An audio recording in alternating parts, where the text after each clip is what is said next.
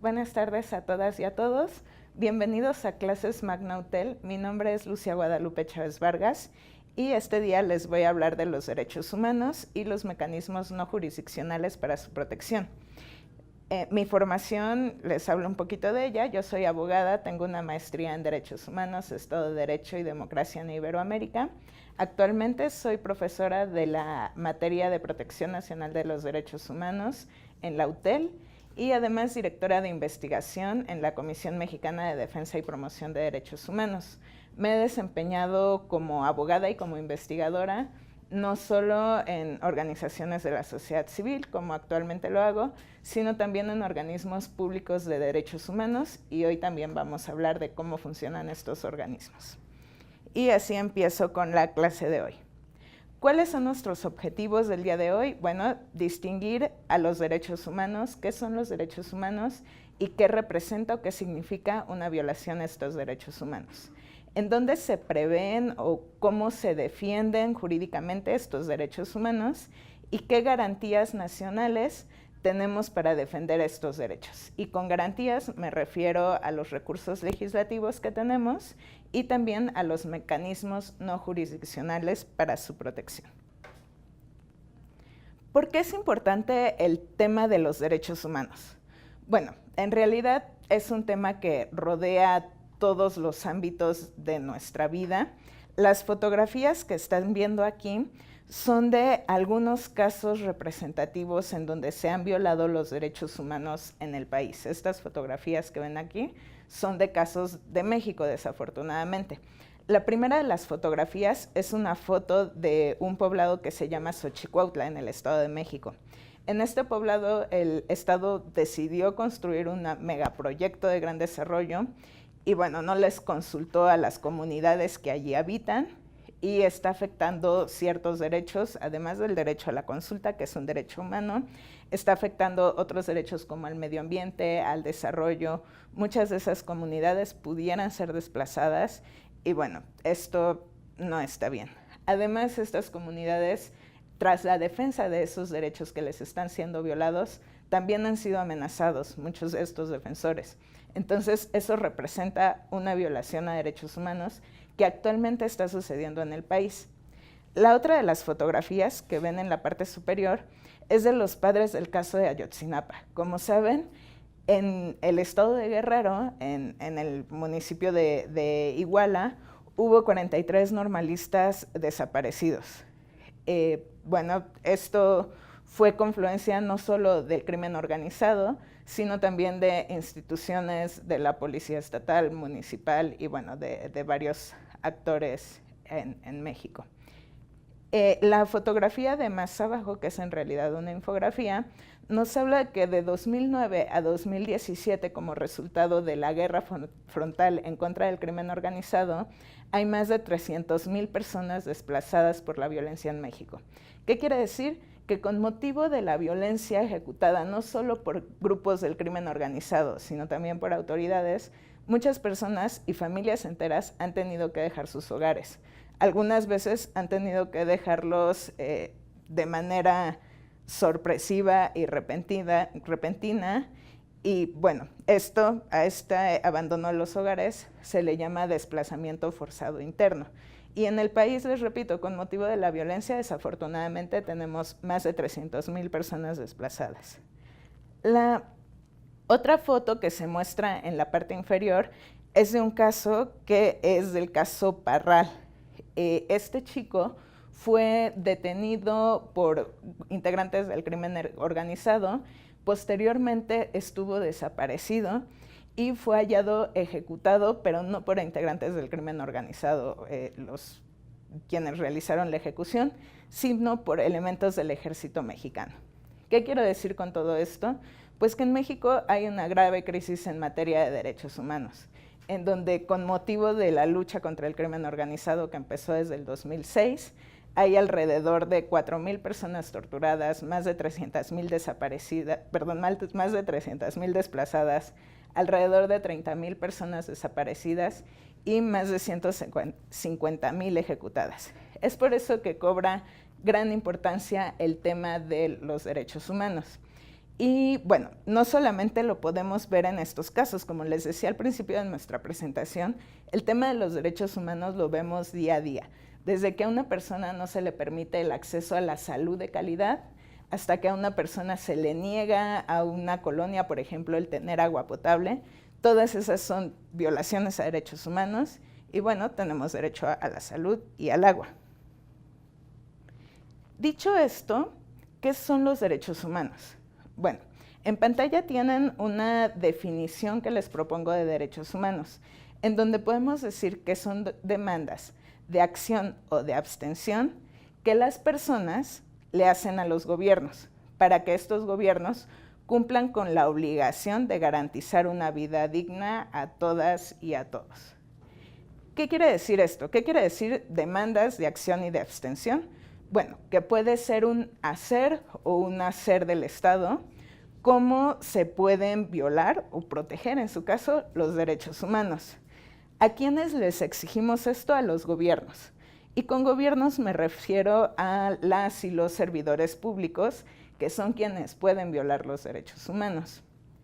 Ahora, ¿qué quiere decir una vida digna? Bueno, pues en realidad la finalidad de todos los seres humanos es la dignidad, y esta dignidad solo puede estar o permanecer de manera entera cuando se garantizan todos y cada uno de los derechos. Y bueno, estos derechos se nos tienen que garantizar a todas y a todos. Y este es un elemento bien importante porque nos habla de que los derechos humanos son universales, que es una de sus principales características. Ahora bien, entonces, ¿qué podemos entender como una violación a los derechos humanos? Bueno, partiríamos de la idea de que una violación a derechos humanos es una afectación a la dignidad humana. ¿Y cuándo tiene lugar? Porque no toda afectación a la dignidad humana se puede traducir en una violación a derechos humanos. Bueno, tiene lugar cuando un Estado, y por Estado me refiero a un gobierno, incumple con sus obligaciones de garantizar que los derechos se realicen plenamente. Ahora más adelante vamos a ver dónde están reconocidos esos derechos humanos. ¿Y hay excepciones? En realidad sí. A veces se habla de que los derechos son absolutos. En realidad, esto, valga la redundancia, no es absolutamente así. Hay excepciones a esta realización entera de los derechos, que son las restricciones a derechos humanos, que estas deben de estar establecidas firmemente en la Constitución, en el caso de México, y desarrolladas en leyes secundarias. ¿A qué me refiero con restricciones? Bueno, por ejemplo, pensemos en el derecho a la libertad de expresión. Todos tenemos derecho y todas a expresarnos de manera libre. Tan es así que, bueno, en la UTEL damos clases y podemos decir las alumnas, los alumnos, los profesores y las profesoras, todo lo que pensamos. Sin embargo, esa libertad de expresión tiene algunos límites. Esto es, no puedo afectar la dignidad de otras personas. Estos límites se vuelven flexibles, por ejemplo, en el caso de los periodistas, cuando critican al gobierno o cuando critican una figura pública, esto tiene un campo de acción un poco más amplio. Sin embargo, siempre se establecen ciertos límites. Derechos que a veces consideramos muy absolutos, como el caso de la vida, incluso ese tipo de derechos tiene límites. Y en el caso de la vida, pensemos en el uso legítimo de la fuerza. Cuando un policía, pensemos, está tratando de detener un crimen y la persona que está cometiendo el delito está armada y puede hacer un daño mortal a una persona, a una víctima, como privarla de la vida, bueno, se podría usar la fuerza letal que está establecida en los protocolos mexicanos de uso de la fuerza bajo ciertos requisitos siempre. Más allá de estos requisitos que se establecen puntualmente, en realidad no se podrían trastocar los derechos humanos. Es decir, un militar o un policía no podría matar a alguien que está cometiendo un delito, por ejemplo, un robo de hidrocarburos, por el simple hecho de estar robando. Tendría que hacer un uso regulado de ese tipo de fuerza letal. Ahora bien, ¿qué pasa si violan nuestros derechos humanos? Bueno, existen ciertos sistemas de protección de los derechos humanos. En la doctrina y en la práctica también, los podemos dividir en judiciales y casi judiciales. Los judiciales quiere decir que son vinculantes, es decir, todas las resoluciones que vengan de estos mecanismos judiciales son obligatorias y hablamos siempre de sentencias. Y también tenemos mecanismos cuasi jurisdiccionales o cuasi judiciales. ¿Qué quiere decir? Que funcionan como un mecanismo judicial, es decir, en su funcionamiento tienen que recopilar pruebas, dar cierto derecho de audiencia. Sin embargo, su funcionamiento es un poco más flexible, porque emiten recomendaciones más bien. Estas no son obligatorias para los estados, sin embargo, tienen cierto peso político y moral. Y más adelante vamos a ver por qué. Algunos de los ejemplos de estos sistemas de protección de los derechos humanos los tienen en pantalla. Los judiciales, a su vez, podemos dividirlo en nacionales, regionales y universales. ¿Cuál sería el ejemplo máximo de un poder nacional judicial? Bueno, el Poder Judicial de la Federación, por ejemplo. El Poder Judicial de la Federación va a tener obligación de interpretar los derechos humanos de acuerdo a la Constitución y a los tratados internacionales. Por su parte, también existen mecanismos regionales de protección. Por ejemplo, la Corte Interamericana de Derechos Humanos. Esta corte emite sentencias y sus sentencias son obligatorias. Ya el Poder Judicial Nacional, de hecho, la Suprema Corte de Justicia de la Nación ha establecido esto, que las sentencias de la Corte Interamericana que se dictan condenando al Estado mexicano son obligatorias. Y como un ejemplo de sistema de protección judicial universal, podemos tener a la Corte Penal Internacional, aunque ojo, esta no va a ser competente para juzgar casos de violaciones a derechos humanos. La Corte Penal Internacional tiene competencias sobre crímenes, pero esos crímenes que establece el Estatuto de Roma, que es el que regula la Corte Penal Internacional, muchos de ellos, o más bien todos ellos, también son considerados como violaciones a derechos humanos cuando se cometen por el Estado. Y aquí me detengo. Si se fijan, les he estado repitiendo que las cortes regionales, por ejemplo, la Corte Interamericana, dicta sentencias contra el Estado. Esto es, me regreso tantito, bueno, que estas demandas de acción o abstención se le hacen a los gobiernos. Es decir, a los gobiernos son a los que se les puede fincar la responsabilidad de violar derechos humanos. Esto no quiere decir que solo los gobiernos cometan crímenes graves. También lo pueden cometer las personas o el crimen organizado. Sin embargo, si hablamos de violaciones a derechos humanos de manera estricta, bueno, estas solo son cometidas por los gobiernos. La Corte Interamericana no podría sentenciar a una persona privada, digamos, a un particular. Y por otro lado, que es el tema que nos ocupa ahora, tenemos los mecanismos de protección cuasi judiciales. Uno de ellos, a nivel nacional, es el sistema Ombudsman, que son todo el sistema de comisiones de derechos humanos que tenemos en el país. A nivel regional tenemos la Comisión Interamericana de Derechos Humanos, que también como resultado de sus funciones emite recomendaciones. Y a nivel universal tenemos todos los comités de Naciones Unidas y los procedimientos de Naciones Unidas, que igualmente sus resoluciones tienen el carácter de recomendación. Sin embargo, muchos estados, por ejemplo, en el caso del Estado mexicano, se ha comprometido al momento de suscribir estos tratados o estos protocolos que dan origen a los comités de Naciones Unidas, se ha comprometido a cumplir esas resoluciones.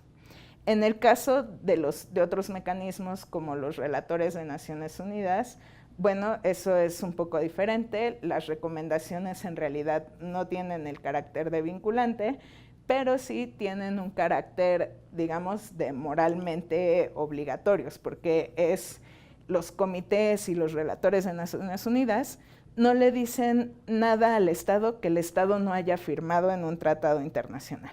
Entonces, bueno, como conclusión de esta parte, podemos decir que los derechos humanos que transmiten todos estos poderes judiciales o cuasi jurisdiccionales o cuasi judiciales se tienen que cumplir. ¿Cuáles son los principales instrumentos normativos de derechos humanos en México? Bueno, mucha gente habla, o muchos abogados de pronto hablan de derecho nacional y de derecho internacional. Por ejemplo, en el derecho nacional tendríamos la Constitución, la Ley General de Víctimas, las leyes de las comisiones de los estados, de las comisiones de derechos humanos de los estados, los códigos penales. Y al hablar de instrumentos internacionales, bueno, tenemos la Convención Interamericana de Derechos Humanos, sobre derechos humanos, tenemos algunas convenciones internacionales en materia de tortura, de desaparición forzada, de derechos de las mujeres, de derechos de personas con discapacidad. Sin embargo, bueno, esta distinción ha resultado un poco confusa para algunos abogados o para algunos procuradores de justicia. ¿Por qué distinguir el derecho nacional del internacional? Bueno, eso no tendría ningún sentido y ahora les voy a explicar por qué. En 2011 tuvimos una reforma muy importante a la Constitución en México, que fue la reforma en materia de derechos humanos. Antes de 2011, en realidad había una pirámide normativa en donde la Constitución estaba por encima de todo y a partir de los derechos que se enunciaban en la Constitución era que se interpretaba todo lo demás.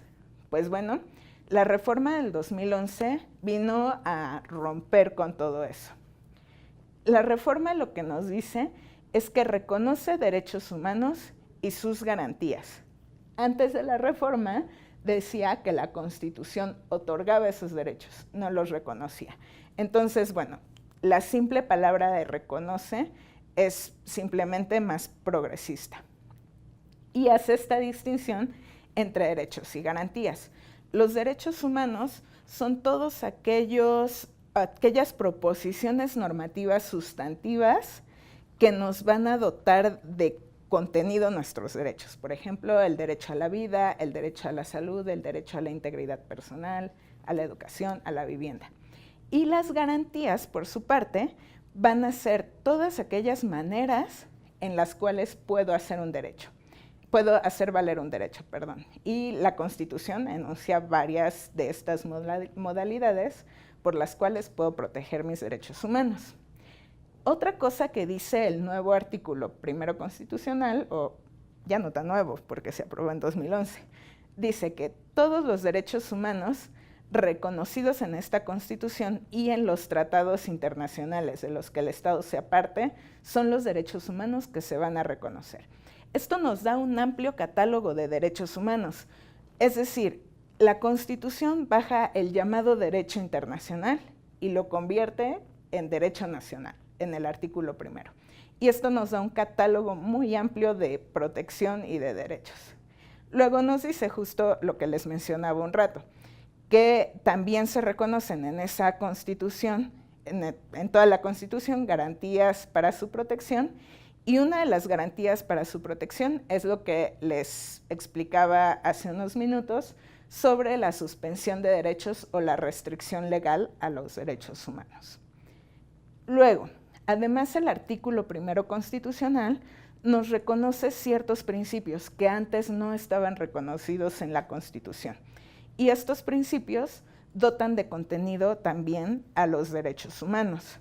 Uno de los principios que vemos ahí es pro persona e interpretación conforme. ¿Qué quiere decir? Bueno, el principio pro persona quiere decir que todos los derechos humanos se van a interpretar conforme a la Constitución y a los tratados de la manera en que más se proteja a la persona humana. Es decir, si un tratado internacional otorga una norma que protege esos derechos humanos por encima incluso de la Constitución, lo que debería de pasar es que prevaleciera esa norma. Si la Constitución resulta ser más protectora, bueno, tendría que prevalecer la Constitución. También nos dice que hay un principio de interpretación conforme. Esto quiere decir que todas las normas de derechos humanos se deben de interpretar conforme a la Constitución y a los tratados internacionales de que México es parte. Y además nos enuncia 4 principios. Uno es el principio de universalidad, que se contiene en la definición de derechos humanos. Esto quiere decir que los derechos humanos son para todas y todos. El principio de interdependencia. ¿Qué quiere decir? Bueno, que los derechos humanos no pueden sobrevivir uno sin el otro. Es decir, si vulneran mi derecho a la salud, también estarían poniendo en riesgo mi derecho a la integridad personal y probablemente mi derecho a la vida. Es decir, todos los derechos humanos van de la mano y generalmente cuando se vulnera uno, necesariamente se está violando otro derecho.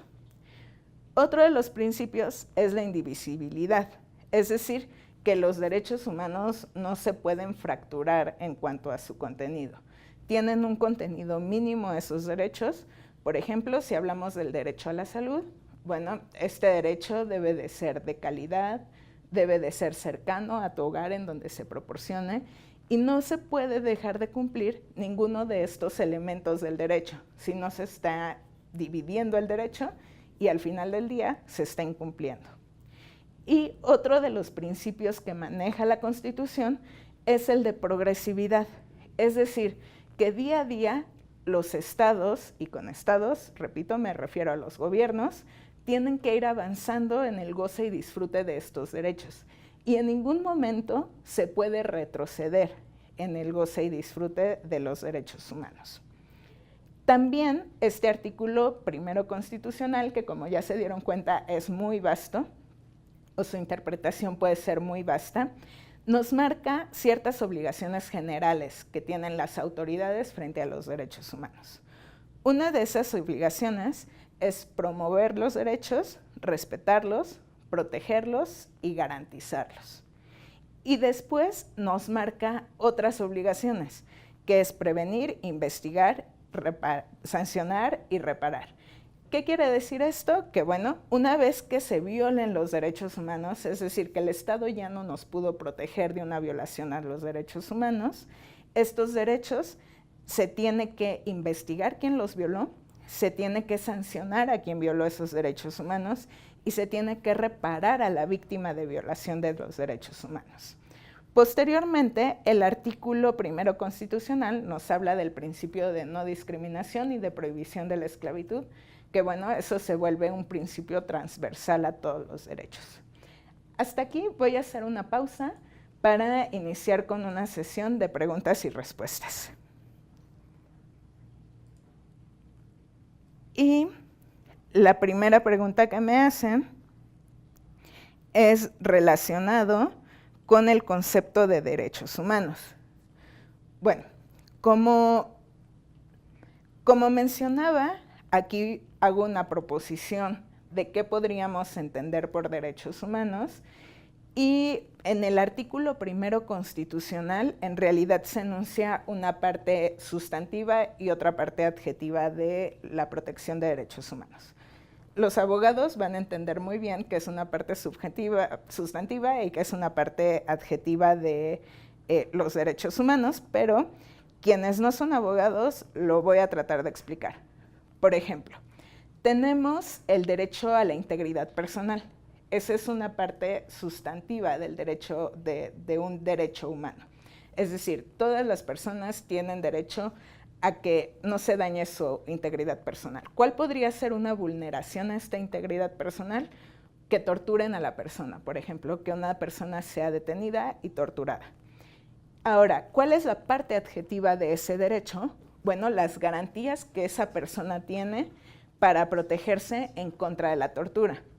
Es decir, cuando la llevan detenida esa persona, tiene derecho a que la lleven a un lugar oficial de detención, a que no se le maltrate, y si es que esa persona ya se le torturó, tiene derecho a que se investigue quién fue el responsable, no solo directo, porque hablamos de autoridades, sino en su caso la cadena de mando que permitió ese tipo de torturas. Ese sería un ejemplo de derechos humanos y de las garantías para su protección. Otra de las preguntas que me hacen tiene que ver con los derechos humanos y cómo esos derechos humanos son absolutos. Bueno, como lo explicaba, los derechos humanos no podemos hablar que sean derechos absolutos. Todos los derechos humanos van a tener límites, pero lo importante es que esos límites estén en una ley. De hecho, criterios de la Corte Interamericana de Derechos Humanos han establecido que siempre los límites deben de ser marcados en leyes. ¿Y qué entendemos por leyes? Bueno, una ley, esto es bien importante, porque una ley no es cualquier reglamento expedido por una autoridad cualquiera. Una ley debe de ser entendida como aquella norma que se dicta bajo un proceso democrático. Y en una sociedad democrática, quienes dictan las normas es el Parlamento o, en el caso de México, el Congreso de la Unión. Entonces, esto quiere decir que solo aquellas normas que sean dictadas por el Parlamento, en el caso de los países que usan este sistema, o por el Congreso de la Unión, en el caso de México, podrían ser restringidos esos derechos. Pero además nuestra Constitución impone un candadito más para proteger los derechos humanos, que nos dice que esas limitaciones se tienen que ver reflejadas en la norma máxima, que es la Constitución. Y la última pregunta que me hacen por aquí es, ¿cómo definimos o qué es una violación a los derechos humanos? Bueno, como les decía, es una afectación a la dignidad humana. Y esta afectación a la dignidad humana se ve reflejada cuando un Estado deja de cumplir con sus obligaciones. Es decir, cuando ese dejar de hacer o ese hacer del Estado nos afecta de alguna manera. ¿Y a qué me refiero, por ejemplo, poniendo un ejemplo con el hacer y el dejar de hacer? Bueno, un dejar de hacer podría ser el dejar de proporcionar, por ejemplo, agua potable a alguna colonia o a alguna comunidad. Por hacer me refiero a la construcción de un megaproyecto que esté afectando, por ejemplo, comunidades tradicionales, comunidades indígenas, que vaya a dañar el patrimonio cultural de esas comunidades. Y con eso continuaríamos con nuestro tema, si ya no hay más preguntas.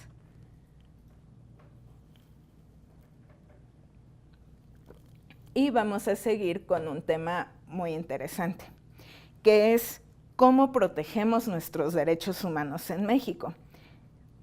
Como les decía hace rato, tenemos mecanismos judiciales y cuasi judiciales de protección de los derechos humanos. Uno de estos mecanismos, de los mecanismos nacionales, es el sistema de ombudsman. Y ese sistema de ombudsman se traduce en las comisiones nacional, que es la CNDH, y las comisiones estatales de derechos humanos. Aquí una aclaración, no todas las comisiones de derechos humanos, valga la redundancia, se llaman Comisión de Derechos Humanos, no todas son como la CNDH. Hay algunas, por ejemplo, en el estado de Guanajuato, ahí lo tienen en pantalla, que se llama Procuraduría de los Derechos Humanos.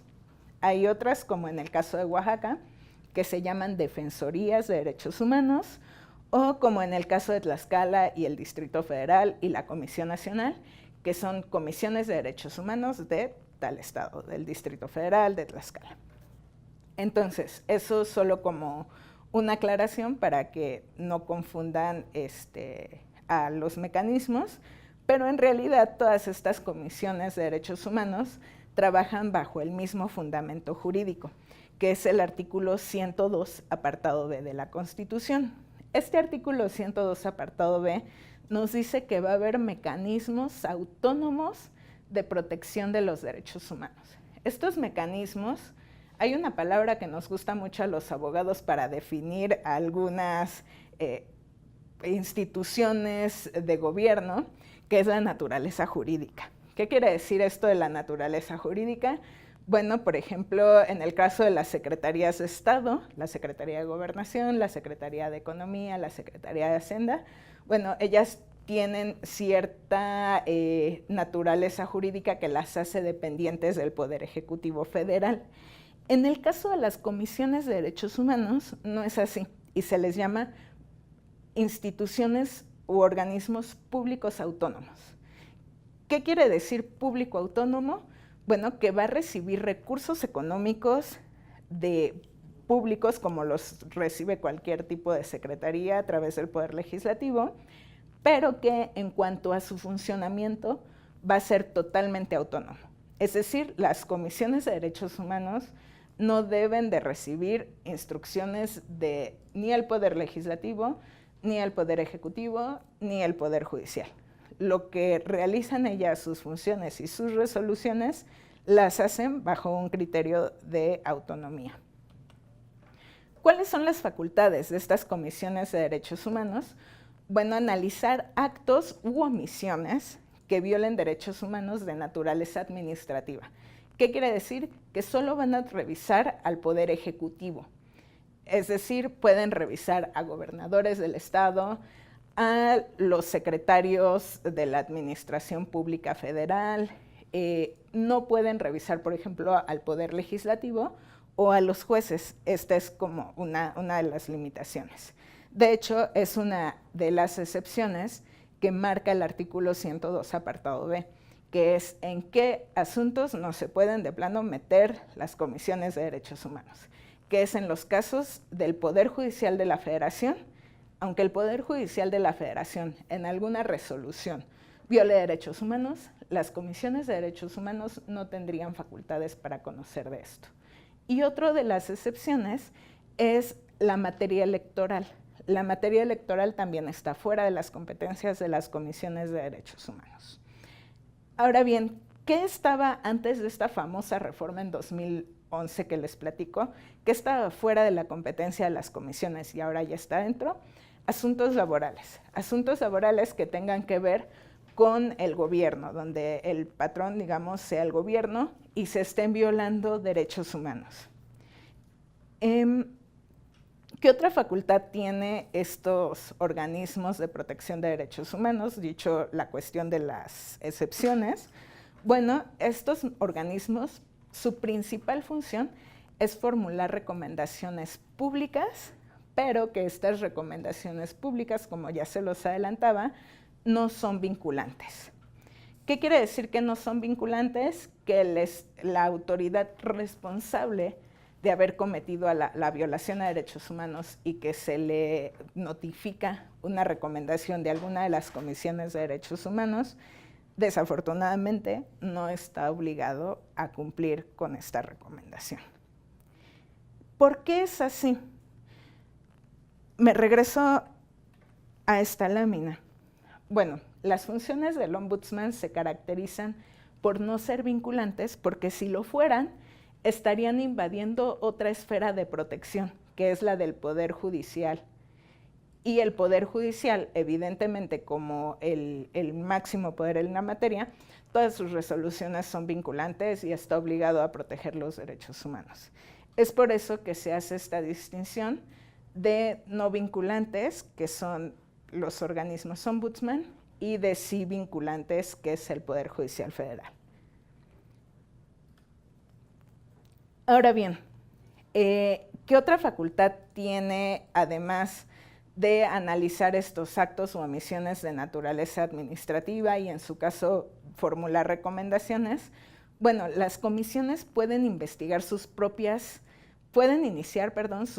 investigaciones de oficio. ¿Qué quiere decir? Que no es necesario que una persona vaya a quejarse porque le cometieron una violación a derechos humanos. En caso de que la comisión se entere de actos de violaciones que pueden resultar graves a los derechos humanos, las comisiones pueden iniciar por sí mismas una queja. Otras facultades que tienen son la incidencia a nivel nacional e internacional. Por ejemplo, a nivel nacional en materia legislativa, las comisiones de derechos humanos tienen no solo la facultad, sino la obligación de revisar todas aquellas leyes que puedan perjudicar los derechos humanos de la población mexicana. De hecho, tienen una competencia que se llama acción de inconstitucionalidad. Cuando una norma viola los derechos humanos, ellos pueden ir directamente a la Suprema Corte de Justicia de la Nación para decir, esta norma que emitió el Congreso de la Unión es violatoria de derechos humanos. Y entonces la Suprema Corte tendrá que decidir al respecto. Y también en materia de políticas públicas tienen cierta injerencia en políticas públicas que tengan que ver con la promoción, respeto, defensa de los derechos humanos. Y por último, tienen un mecanismo de prevención contra la tortura dentro de la propia comisión, que esto viene a partir de un tratado internacional de Naciones Unidas. Pero bueno, lo que más nos interesa en este momento es la queja en la Comisión de Derechos Humanos, porque es ese instrumento que a todos y todas, seamos o no abogados, nos va a servir para defender nuestros derechos. Y cualquier persona que considere que se le violó un derecho humano por una actuación o un dejar de hacer de una autoridad, puede interponer una queja ante las comisiones de derechos humanos. ¿Qué requisitos debe tener? La persona que interpone la queja se debe identificar o debe identificar a la víctima de la violación, debe poder identificarla. Esto es importante porque al momento de determinar una reparación, forzosamente tenemos que saber quién fue el perjudicado por la violación a derechos humanos.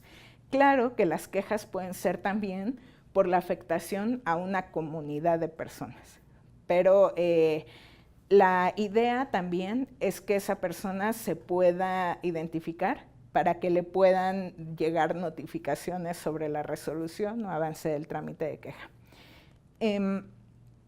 Otra de las cuestiones que deben saber es que esa queja puede ser puesta por escrito, por teléfono, por correo electrónico, en el caso que las comisiones de derechos humanos tengan habilitada esta función, o incluso hay comisiones de derechos humanos que tienen habilitado un formulario en internet. Entonces la queja también se puede poner por este medio.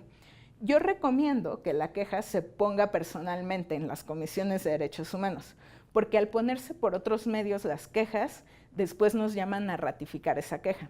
Entonces lo mejor es ir personalmente y en la Comisión de Derechos Humanos que te atiendan y te levanten tu queja. La regla general es que estas quejas se pueden interponer hasta un año después de que se cometió la violación. Sin embargo, hay excepciones. ¿Cuáles son las excepciones? En los casos de violaciones graves a derechos humanos. Y por este tipo de violaciones me refiero a cuestiones de tortura o tratos crueles, a cuestiones de ejecución extrajudicial o arbitraria y a cuestiones también de desaparición forzada de personas. En este caso no hay un límite temporal para interponer una queja en una comisión de derechos humanos. Como les mencionaba, la manera de presentar la queja, y hay otro mecanismo que tienen estas comisiones de derechos humanos, que es solicitar medidas cautelares. Es decir, cuando un derecho está en un riesgo que es eminente y urgente tomar una acción para que este riesgo no se consolide, se pueden solicitar medidas cautelares y entonces las comisiones de derechos humanos solicitan a la autoridad que aplique este tipo de medidas. Ahora bien, ¿cómo es el trámite de una queja? Si violan mis derechos humanos, ¿ante qué comisión tendría que ir? Porque como les mencioné, está la Comisión Nacional de Derechos Humanos y hay varias comisiones locales. Conforme a los estados, cada estado tiene una comisión estatal de derechos humanos. Bueno, lo primero que hacen las comisiones de derechos humanos al recibir una queja es determinar su competencia. Esta competencia la determina conforme a la persona que cometió la violación. Si es federal, si es un servidor público del ámbito federal, será competente la Comisión Nacional de Derechos Humanos. Si es un servidor público del ámbito local, será competente la comisión de la entidad federativa que ese servidor público violó derechos humanos. Otra cosa que hacen es determinar el tiempo en el que se puso la queja. Como les decía, hay una regla general y la excepción es en el caso de violaciones graves. Otra predeterminación de la competencia que hacen es si esa queja no tiene que ver con asuntos de orden jurisdiccional o electoral. Si no tiene que ver con esos asuntos, en principio lo admiten. Ahora bien, después de que hacen esta primera calificación y determinación de competencia, van a calificar la queja. ¿Qué quiere decir calificar la queja?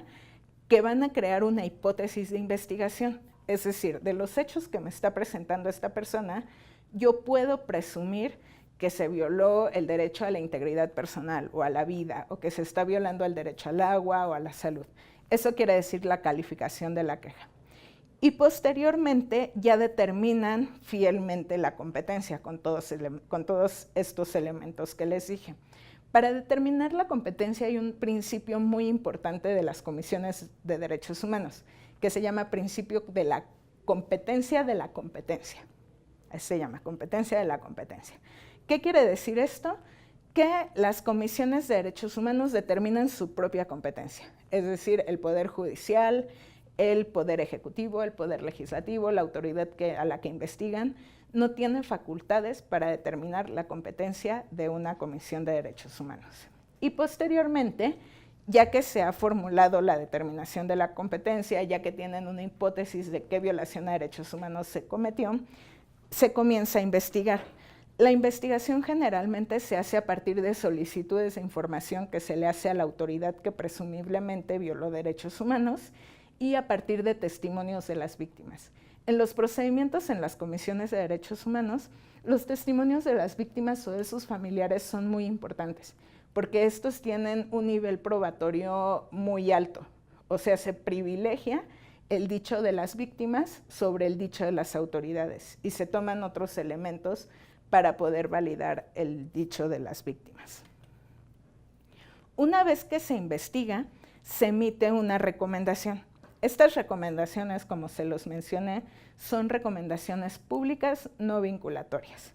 Aquí tenemos un screenshot de algunas de las recomendaciones que se emitieron en este año 2017 y en el año 2016 sobre asuntos de violaciones a derechos humanos, que pueden consultar en la página de internet de la Comisión Nacional de Derechos Humanos. Y lo importante que tienen que saber es que estas recomendaciones incluyen tipos de reparación. ¿Qué quiere decir esto? Bueno, con reparación por violaciones a derechos humanos, generalmente pensamos en el ámbito económico. Yo les puedo decir que para una víctima de violaciones a derechos humanos, lo menos importante es que le den dinero porque le violaron derechos humanos. Muchas veces lo más importante para la víctima, pensemos en una víctima de tortura o en familiares de una víctima de desaparición forzada, es que eso no vuelva a ocurrir, que eso no le vuelva a ocurrir a nadie y que esa persona que fue torturada y que fue inculpada de un delito que no cometió, se le reconozca que es inocente y que, vamos, que el Estado violó derechos humanos. Les puedo decir que en el caso de México, del gobierno mexicano, lo más sencillo hasta ahora, con base en mi experiencia, es que se les repare económicamente a las víctimas. Algo que les cuesta más trabajo al gobierno mexicano es pedir disculpas. Lo ha hecho, pero le cuesta mucho trabajo. Y algo que de verdad nunca ha pasado es que el Estado mexicano, a través de sus procuradurías, de sus fiscalías, investigue lo que verdaderamente pasó en ciertos casos. Las fotos que están viendo, la primera donde se ve un jardín, es una foto de la Plaza de Mayo en Argentina. Ellos lograron condenar a altos mandos de la dictadura militar y la Plaza de Mayo es un ejemplo de la preservación de la memoria histórica de todas las violaciones a derechos humanos que ocurrieron durante la dictadura militar. La otra foto que está al lado es de Chile. En Chile, como saben, también hubo una dictadura de varios años. Las autoridades de Chile también investigaron a los responsables de violar derechos humanos en ese periodo de dictadura. Y los nombres que ven ahí, bueno, las inscripciones que ven ahí son nombres de personas detenidas desaparecidas durante el periodo de la dictadura chilena. desde las organizaciones de la sociedad civil y los abogados de derechos humanos esperamos alguna vez ver algo así en México.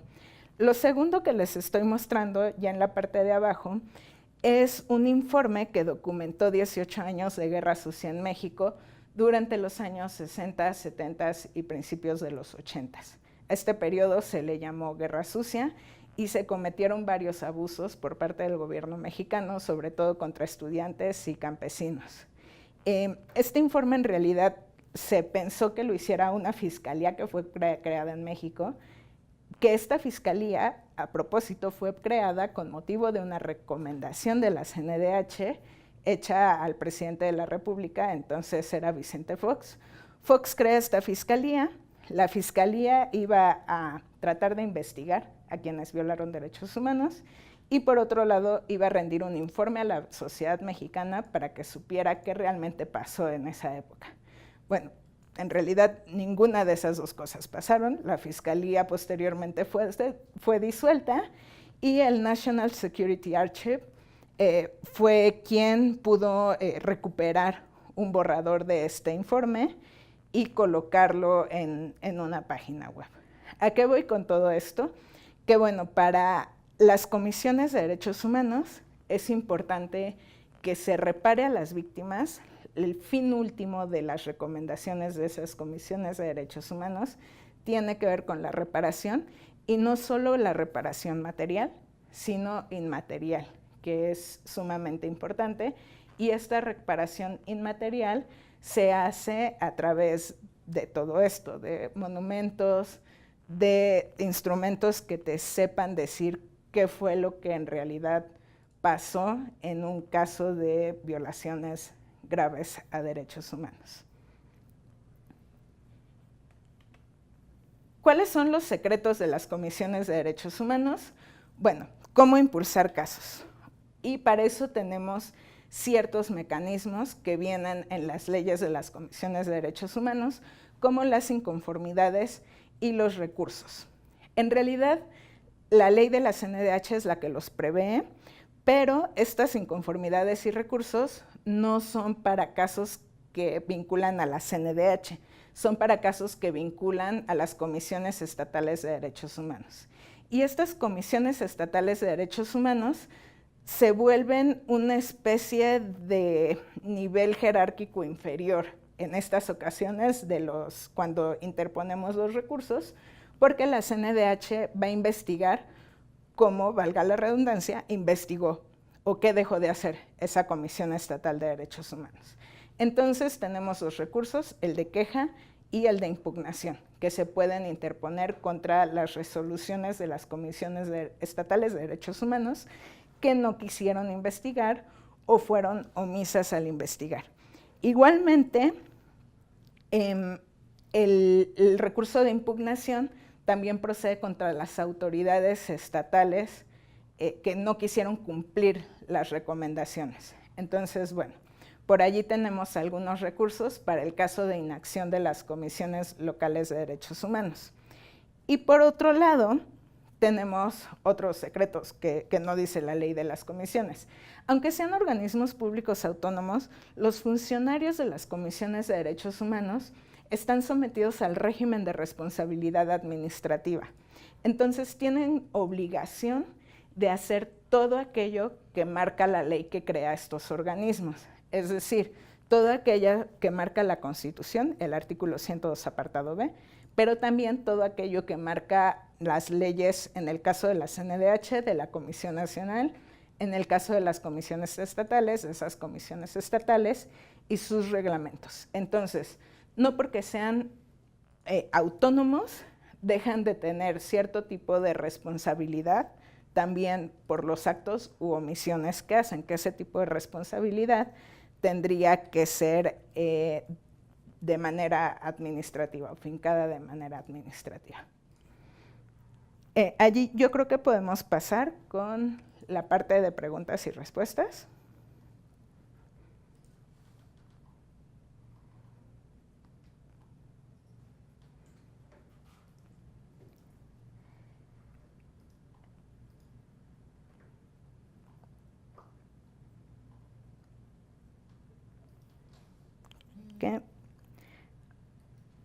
Ok.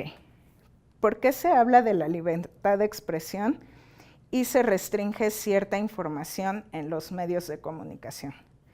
Esa es una muy interesante pregunta en realidad. Yo creo que en México tenemos una muy buena regulación de lo que son los derechos humanos. La Constitución nos regula, nos establece ciertos derechos bastante amplios, al igual que las leyes secundarias. Sin embargo, bueno, hay control. Yo creo que la pregunta que me hacen va no solamente a la restricción de los medios, sino al control de los medios de información. El control de los medios de información es un tema en realidad bastante complejo, y por la misma libertad de expresión es que algunos medios de información no informan, valga la redundancia, de manera verídica. Ahora, las restricciones a la libertad de expresión, y creo que también va por aquí la pregunta, tienen que ver también con la violencia a periodistas. Es sorprendente en realidad que en un Estado democrático de derecho como se erige México o el Estado mexicano, se siga atacando a las y los periodistas. Y bueno, en los últimos años tenemos varias, no solo actos de asesinato, sino también de hostigamiento y de desaparición a periodistas, y sobre todo aquellos periodistas que hacen periodismo de investigación. O sea, no solo aquellos periodistas que reproducen información de medios, ¿no? Sino aquellos que investigan en realidad, han sido reprimidos. Esto no tiene que ver con el contenido de los derechos humanos, sino más bien tiene que ver con el respeto de los estados hacia los derechos humanos. ¿De qué maneras el Estado puede reparar la violación a los derechos humanos? Bueno, ya les decía algunos de los ejemplos, por ejemplo, haciendo monumentos, placas conmemorativas.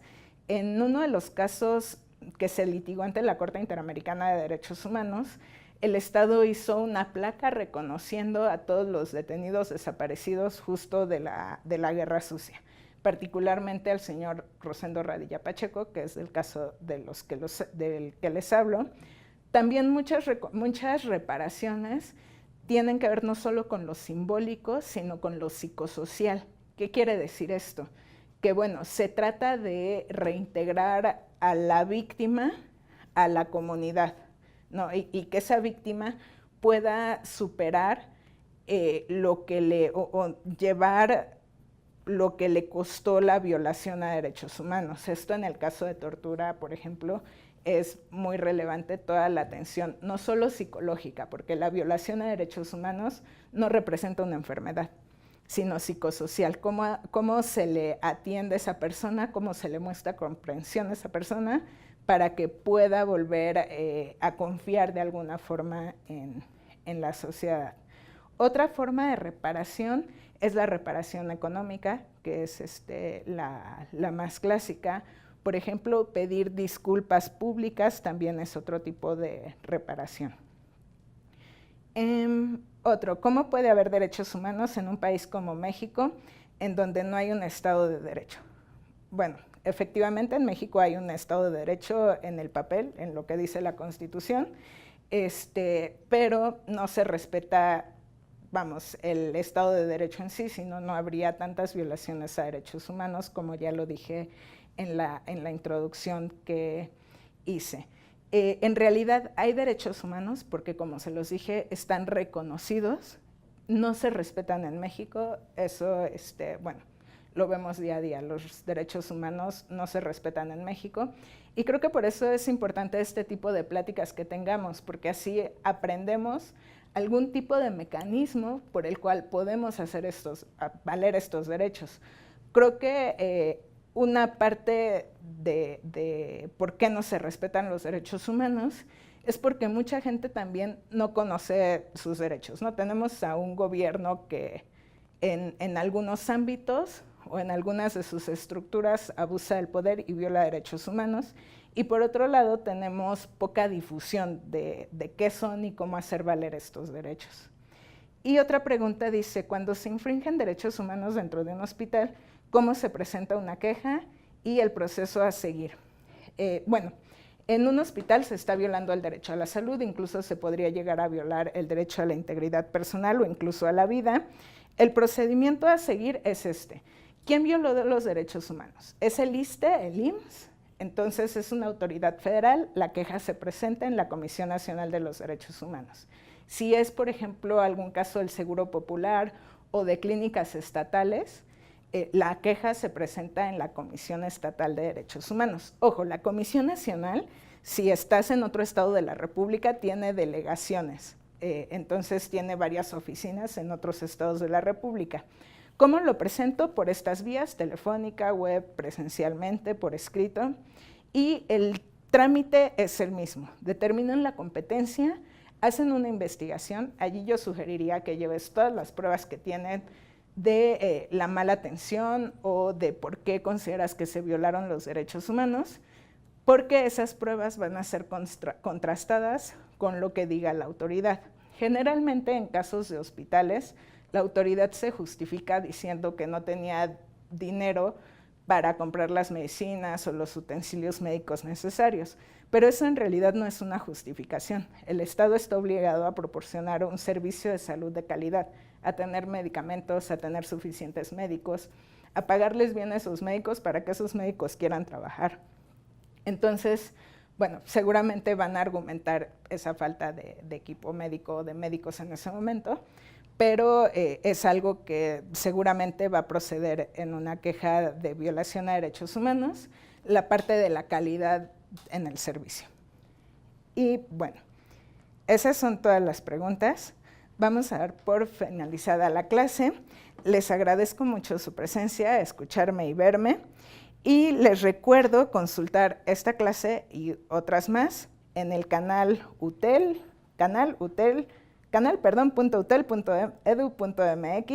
que es el canal de conocimiento compartido. Muchas gracias.